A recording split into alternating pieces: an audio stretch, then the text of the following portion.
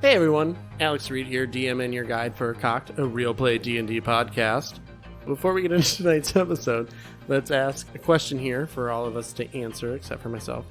How many languages does your character speak, and what are they? Hey, this is Alex Groves. I play Aegard, the Firbolg Druid. Aegard actually knows 5 languages. He knows Common, Druidic, Elvish, Giant, and Sylvan. So, Sylvan is, if those who don't know, language of the Feywild. Firbolg are ancient Fey beings that now live in the material world and not in the Feywild. So, wow, good information. And they're also considered a part of Giant descent. So that's why he would know Giant as well. Makes sense. Makes sense. Hi, I'm Reggie Morris. I play Brakka. Hi, Reggie. Hello. The Kobold Artificer. Brakka speaks 4 languages. He speaks Abyssal, Deep Speech, Common, and Draconic. And somehow none of those surprise me. Yeah. Did you say only 4? Only 4. Sad. For Overachiever that's, over that's there. the way of the road. Aegard. I'm Jessica Reed. I play Kadie, a dragonborn fighter. And speaking true to Kadie's form and and hyping me up, I speak 2 languages, Common and Draconic. Whoa. Kadie was not an overachiever in education whatsoever. On the last episode of Cocked, a Real Play D&D podcast, the party was navigating their way down an old well shaft when a sudden movement made Brakka lose his grip on Aegards, who was in his giant lizard form. Brakka tumbled and fell onto a strange surface with a slight bounce. As the surface around Brakka began to ripple, he was consumed by a strange liquid creature. Aegards rushed down the well and got a good grip with his back claws into the stone, as he used his front claws to slash through the cube, grabbing Brakka and pulling him to safety. The party then regrouped at the back of the large chamber. The cube backed away from the party, and the party got a little bit of extra time to examine it. They realized that this was a gelatinous cube, but not a normal one. It was giant. It was a 15 by 15 cube. We resume with the party as Kadie approaches the gelatinous cube and gets within 10 feet of the creature. Well, I have an idea, and I'm going to go up to it where I'm within 10 feet of the cube, and I'm going to do my breath weapon. Okay. So she breathes out this icy chill to try and somewhat freeze this side that she's seeing.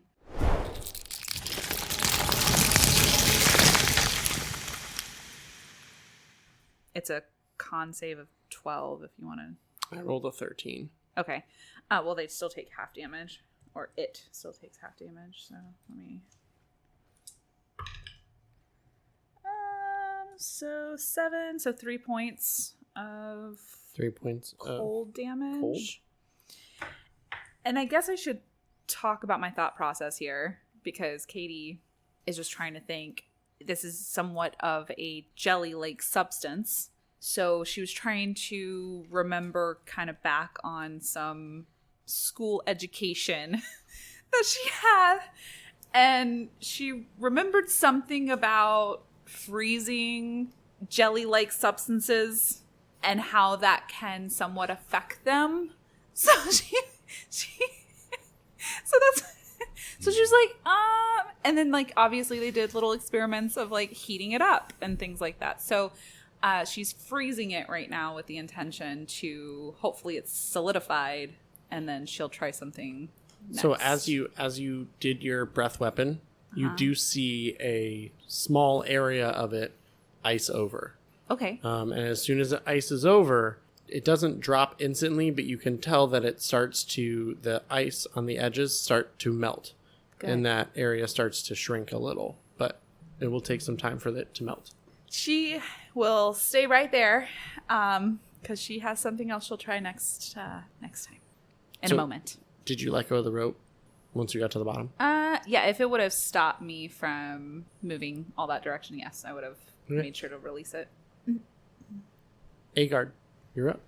Okay, so Aegard will drop the lizard shape. Okay. Oh. Only had 4 hit points left. Oh, no. I mean, hey, 4 Anyway, more. sure. He is going to. So, how far are we? Sorry. You are about 20 feet from the cube.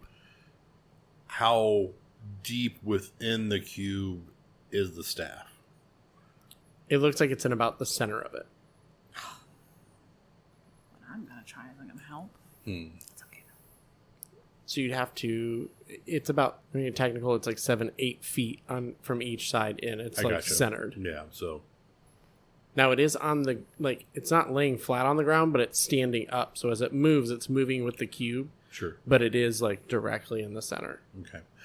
Yeah, Aegard was considering using Thorn Whip to try to target the staff and then pull it out, but I think he realizes that remembering what it was like reaching into it, he wouldn't be able to probably penetrate it to be able to grab something and pull it out like that. So Right. quickly has that thought. He basically, we really want this staff. I mean, it seems cool. I mean, we don't know what it does. So. He takes a couple steps forward. You see him reach in one pouch. He pulls out some steeds. Reach in another pouch. He pulls out this little thing, and he basically just claps his hands together really hard. And from the ceiling, a shaft of light comes down and hits the cube with Moonbeam. Oh, he is just in your range, dude. Well, range is 120 feet. Well, no, I mean, because like that light's coming straight down. So it is. Does it have to see the sky? It doesn't have to see the sky, right? Yep. Yeah, I can do it from anywhere. I think Sunbeam is the one that you have to see, be like outside, maybe. I don't know. Okay, so rather than coming through the shaft, Yeah, I would move it about how wide is it? Is it Moonbeam? 5 feet. Oh, it's 5 feet. I would move it in a little bit because if you move it 5 feet forward, it will be in the middle of the cube rather than just on one side.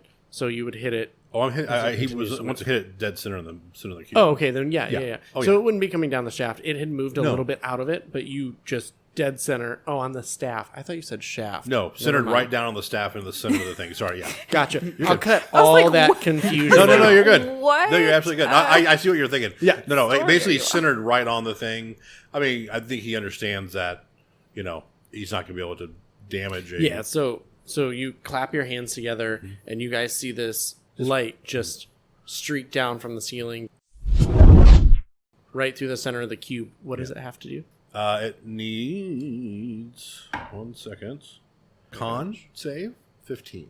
It failed. I rolled a 13. Okay. Finally. Jesus. So it takes 2d10. 20. Take 20. all of it. 20. Oh, 20. is it half damage? Huh? What do you mean? If it passes, is it half damage? I think you said film. I rolled a 13 on my dice. I didn't assume it would have that much, but it has +3 for a con. Yeah, half as much. Oh my god. So 14, so 7 radiant damage. 7 Yeah. radiant. Yeah, Okay. and it just stays on it. It's just cooking. So you see one area of it kind of froze a little, and then the other area you see this radiant light come down, and it starts to almost like you can see it start to bubble around where the beam is running through, and it's almost like it starts to spread away from the beam, like it's trying to get away from it, but you can see it kind of bubble and boil around it. And is that everything for you? That's it. Aegards just kind of stand there with his arms or his hands up and up, just kind of holding it in place. Brakka, you are up.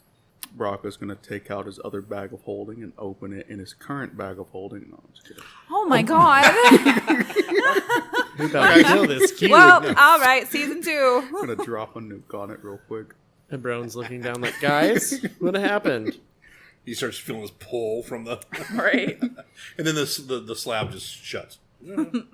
Well, I highly doubt this thing can get knocked prone, right? It's just a ball of jelly. So I highly doubt it It's can not a get ball. knocked. It's It's a cube. just a it's, cube. like, it's technically a square, but It's yeah. an ooze. So yeah, it doesn't really have a front back. It's just it's. Which What I are- think what- is the weirdest. what are you trying to do? freaking I thing in was D&D. just trying to I was gonna cast grease like underneath it to either make it slide like to one side or something like that. Right. Just get further away from the archway because Brakka's just worried that this thing that just eats and doesn't think about anything but eating is running away. So he doesn't want it to necessarily go towards. Gotcha. But since it's already heading in one direction, if he does cast something slippery on the ground, it's probably just gonna help it move in that direction quicker, since he's just making the ground slippery.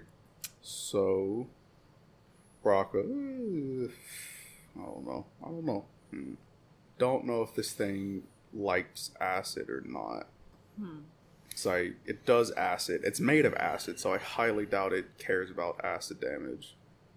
Brakka is going to cast Poison Spray. Okay. Until they can think of something else. He's going to... 16. Okay. So yeah, Brakka's just kind of like throwing out poison sprays until he can kind of just... Okay. Think of literally anything else to do to either stop the cube where it is or like somehow hurt it really badly. So at this point, Kadie, did you back away after you did your breath weapon? No. No? Okay. So at this point, it has been damaged. So it scoots towards you guys. It scoots to where it's 5 feet from Kadie at this point, but it only moves 5 feet. It attempts to hit you. With the what? It's called a pseudopod, is its attack. Oh my god. With a +4 to hit, and its reach is 5 feet, does a 17 hit. Yeah. 7 points of damage, and that is acid. Okay. As a chunk of it flies out at you and splats. And then, Kadie, you are up. Can I see that the part that I froze is still frozen? It's a very small spot, but yes, it is still frozen. Okay. It is thawing, but it is not thawed yet. When it's thawing, what is it doing? What do you mean? Well, I'm just saying, in real life scenarios with gelatin, Gosh, remember If all you those times we hear about freeze- how you didn't pay attention in school? if you freeze gelatin and then it starts thawing, it liquefies. Is that not the case No. for this gelatinous cube? Nope. D&D sucks. If it were inorganic, it probably would, but since it's an Yeah. organic living thing, I know. It's a good thought, though. Sometimes you hate this game because it just really messes with real world scenarios, But you know? maybe you should try to hit that frozen spot with your mace. Well, I was going to burn it to help it liquefy. You can do And that because that's Katie's thought process. I thought Kadie didn't pay attention in school. That's what I said. I did not, but I rolled for it, and I rolled like a 17 for this recollection for myself. She remembers that day. I know, I'm One like- thing she remembers. Because we were experimenting with ice and fire. Like, who doesn't pay attention to that? She's like, you Well, guys remember there when was- we melted that gelatin? There was the boy in class, and No. And he used he was really fire. into gelatin. Oh, y'all are going to be so surprised about Kadie later. No, that won't be. Not now. Okay, so yeah, I gotta go with what she was originally thinking. 100%, So yep, that's right. she's gonna cast Burning Hands, which can still go 15 feet out. So I'm gonna back away 5 feet and try to hit. Oh wait, I'm within range. I said it. I gotta do it. So I backed away 5 feet because I'm going to try and stay out of range and hit the area that Does a 12 hit you? No. Okay. Bitch. It misses. Whew, sorry. I'm sorry. Whew. You know what? You know what? When Next time. you're 1 for 15, you've got to take your wins when you get them. Facts. Facts on facts. All right. So she's using her I can't Burning believe Hands. this.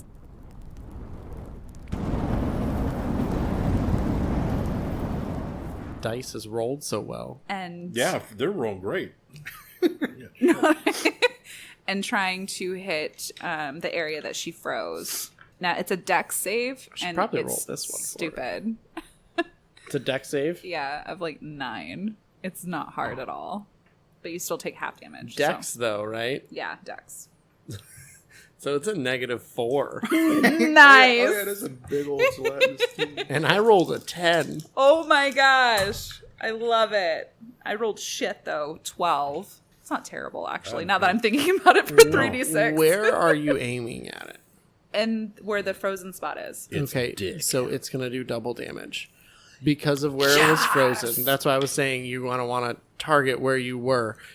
You do see as these pieces of it from where it was frozen, that it does start to basically like what you talked about, because it was already frozen and you put instant flame on it, it started to melt.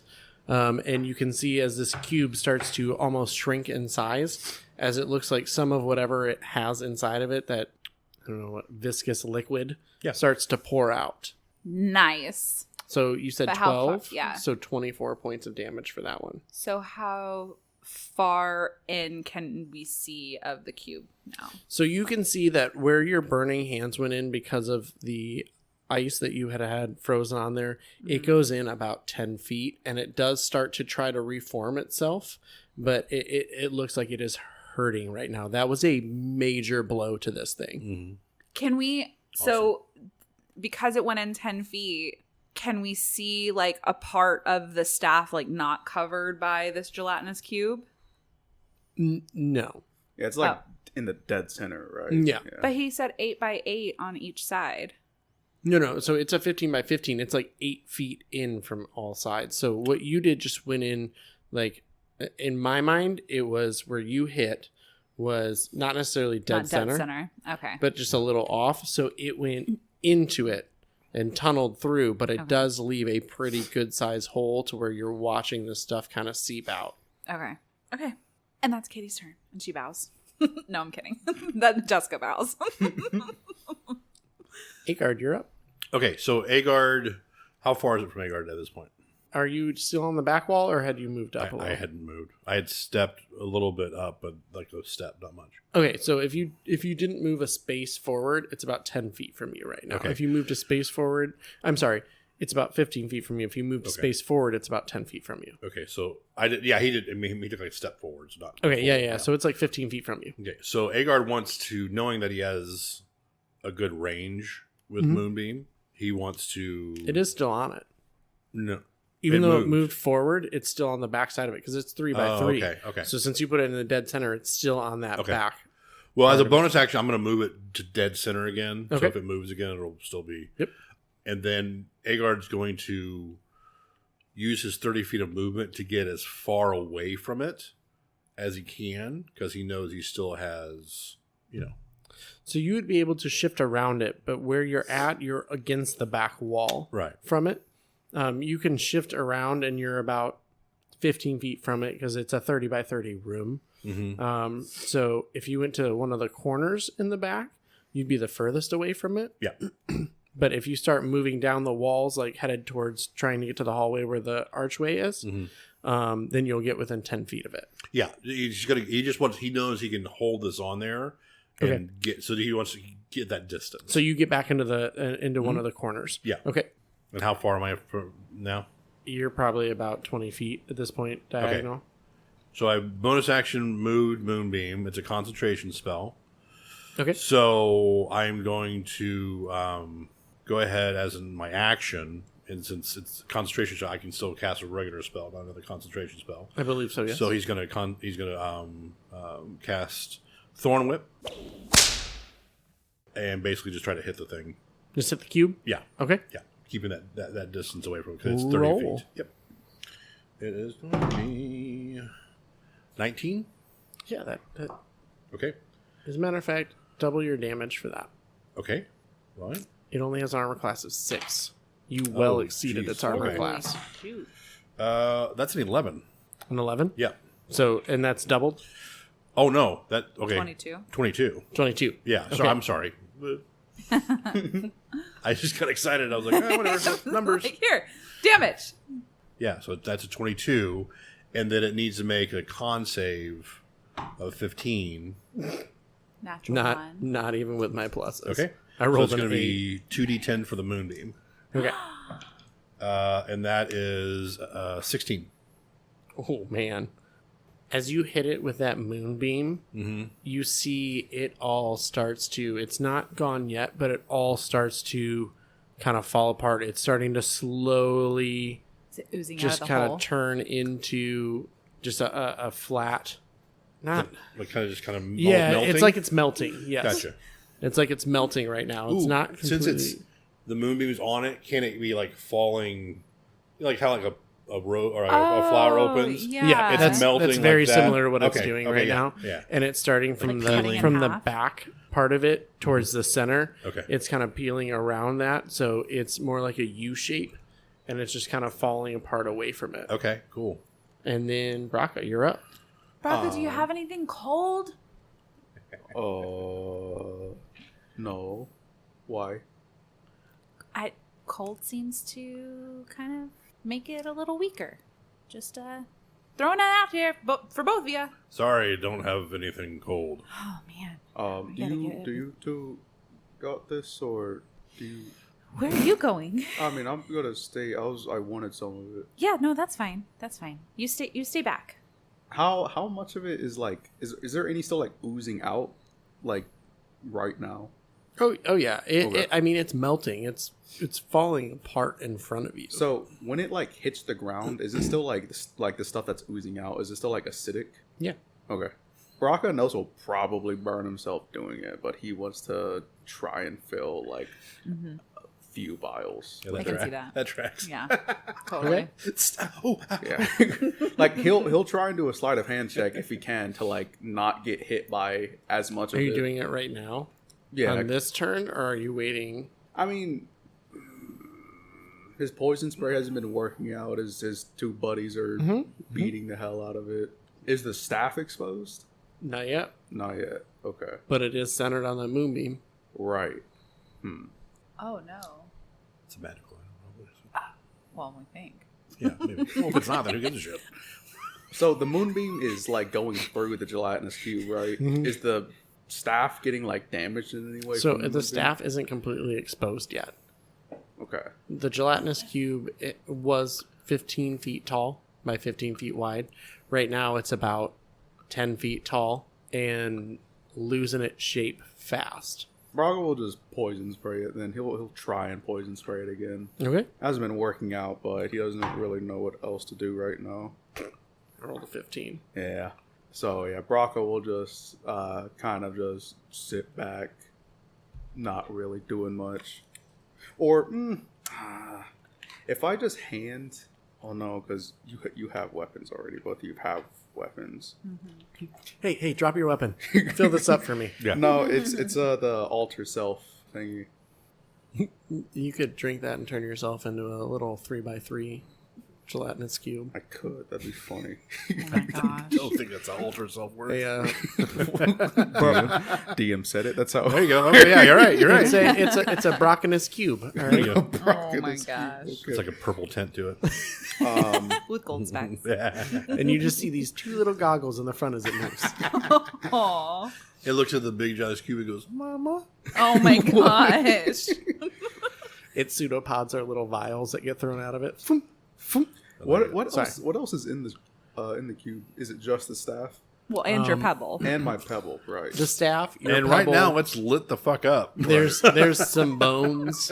There's a couple other random objects in there.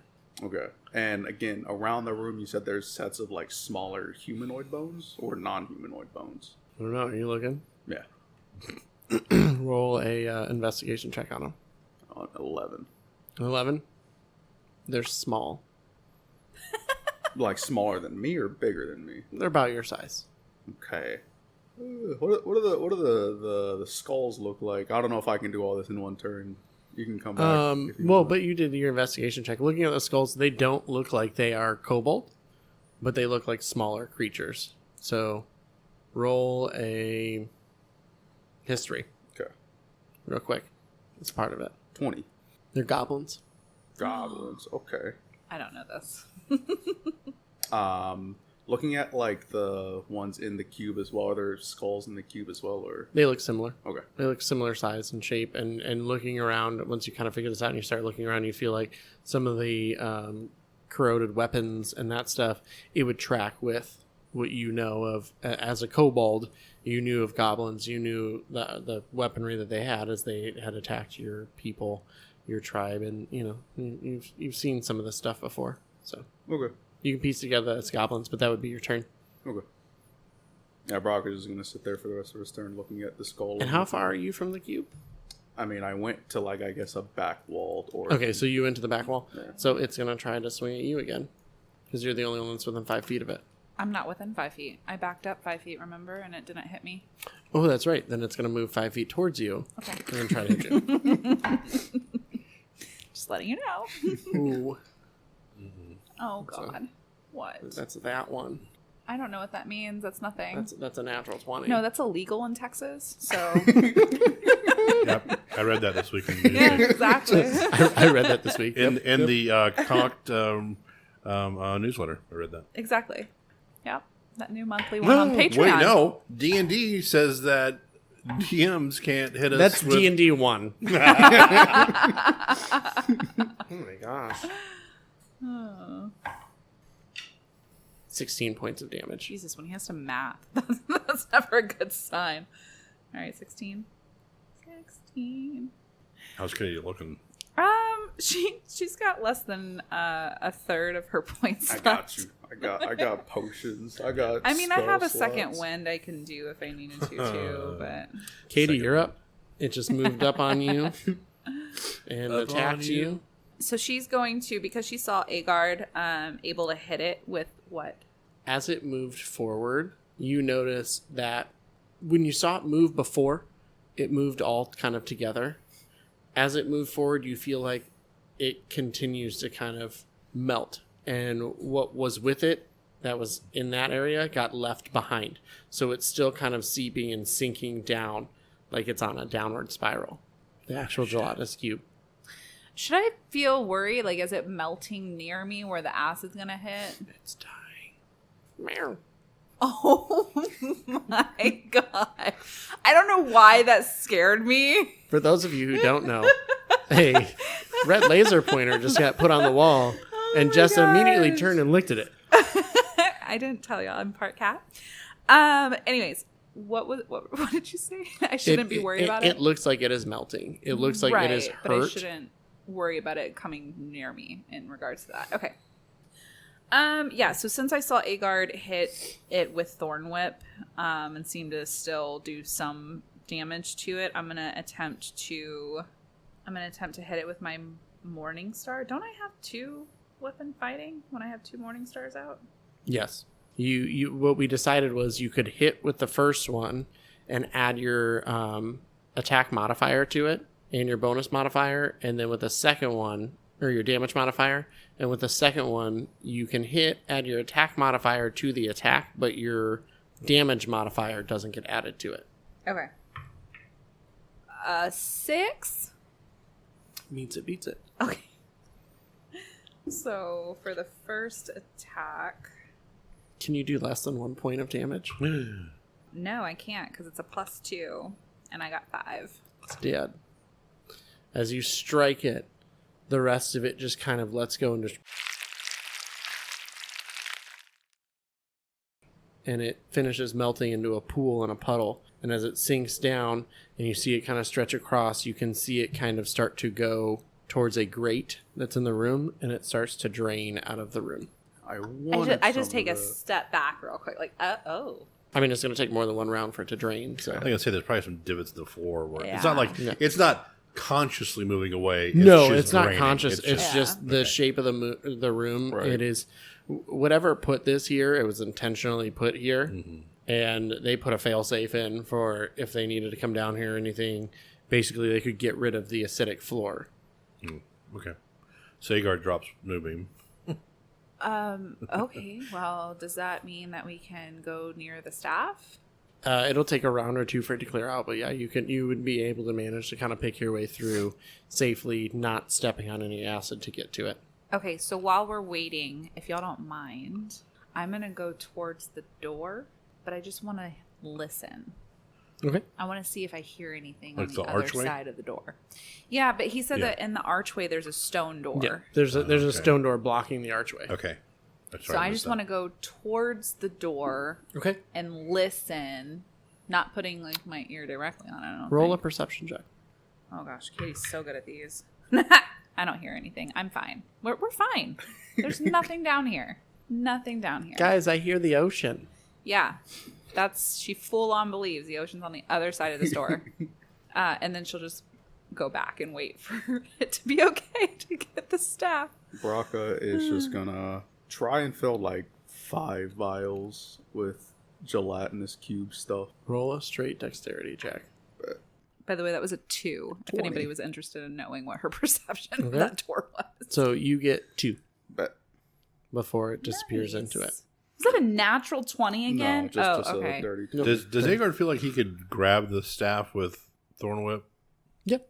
What are you going to do? Just I won't even make you roll for it. What are we gonna do? Keep trying until you grab it? So no, I think he would probably try it once and then. yeah, I'm gonna say that you're able to, from what we've already seen Aegard be able to do with the Thorn Whip. You're able to target that single piece. There's nothing impeding your way, so you just kind of use your Thorn Whip. You're able to get it and pull it back. Yeah, you got this. And I instantly turn into a god. Oh my god. What does said staff look like? Yeah. So now that you get close to it and you've pulled it out, this staff looks more like a metal rod than anything at this point. But it's about 4 feet tall. Looking at it, there's a tiny button on it. Oh god.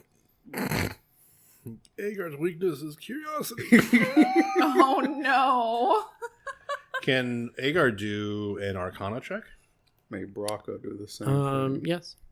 Well, do you want to do it with advantage, or Sure. do you want me to do it with advantage, or? I mean, I'll do it with advantage. Okay, go ahead and do it. I'll can I assist his check? We're both kind of perusing it. 14. You're pretty sure it has some type of magical quality because it's still there from the cube, but you're not certain exactly what it is. Okay. You would need an identify or somebody to tell you exactly what it is. Where's the button at on it? It's in the middle. Roll a perception check. Brakka and Aegard do it with disadvantage because you guys are looking at the staff. Kadie, you can roll it with just a straight perception check. It's a 7. We're still sitting at a 2, Okay, so hold on. Sorry, I was looking something up. Perception check with disadvantage. Okay, well that's a natural 20 oh my god. and a 8, so 16. You stole my 16? power. Okay. I have a +8 to perception, so. Oh, nice. So you guys are sitting there, you're looking at the staff, and the way that you're, like, as you got it, the way that you're turned, you can see where you guys came in at. And while you and Brakka are talking, Brakka has his back turned towards the hole. You notice that a good chunk of rope, like what should have been slack, comes down. Now, it's still going up, but a good chunk of slack is down there now. Okay. That's it. Wait. So it's still going up, but there's just a lot more slack on the ground than what we're... Yep. And what was previously there. Fantastic. So, okay. I'd like to do one last thing with the staff real quick. Okay. As a part of my Furbolg traits, I can cast Detect Magic. Obviously, we know it's magical. Well, I'm what trying to type think of of what magic? school of magic it is. Okay. So, it just takes me, 10 minutes to... I just want to see if it's some sort of necromancy or... Hey, guard. Would you be upset if I just touched the button? Oh my god. I don't think we should do that until we know a little more about it. Rocco's like about to touch it, but he And can't. then Aegar just does this. Just seeing you Wait raise a minute. Would you even be I able was to gonna say, touch it? I'm just holding it. So how are you gonna touch it? Well, Rocco will like climb up. And I'm probably used to that by He's now. climbing Aegard. And I'm not going to be rude like that, but he's just gonna kind of move it a little bit. It's like let us give me a little more time with it. We'll just see what we can tell about this. Oh my god, Aegar's trying to use its power and consume it. What do you guys want to do while he's kind of looking it We're over? Because it watching is 10 him. minutes. No. Brakka is gonna Brakka didn't notice it, but he's just gonna go to the area that leads up out of this place and just shout to Ebron and just see if he's still there or not. You don't get a response. Brakka will shout like one more time. Make a perception check. That's a long distance. Natural 20. Oh my god. I'm done. This fifth natural 20 brought to you by D&D Beyond. Go buy your dice now. When you buy it the first session, you're guaranteed. Wow. No, you kind of take a moment, you yell back up, you pause, and you listen real close. You kind of close your eyes and you kind of just focus, trying to hear anything. And you can hear what sounds like scuffling, like footsteps, and that's about it.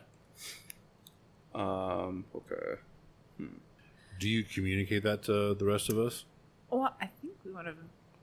Would we have noticed? That he's This not would being responded probably to. be 2 or 3 minutes into you looking at. Right. I'm I saying would say- he's the one that intently True. did it. So do you let us know that's what you? Brakka will probably stand there like thinking of what to do for like another 10 seconds, and then he'll say, something's going on up top. There's some sort of noise or a scuffle.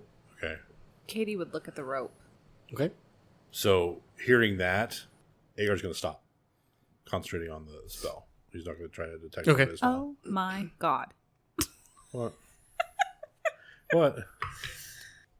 No, because if you said scuffle, so that doesn't sound good. Like, so you saying scuffle, does it sound like people are like fighting, or like do I hear anything like a specific type of noise? Was he dancing? I'm going to be honest. I thought I said shuffling. Like, Oh, okay, shuffling. so if I said No, I scuffling, think I then heard scuffling, yeah, yeah. I meant like Too. shuffling, So like just movement. shuffling of feet, like feet Oh, so he is scuffing dancing. on the floor. He's fine.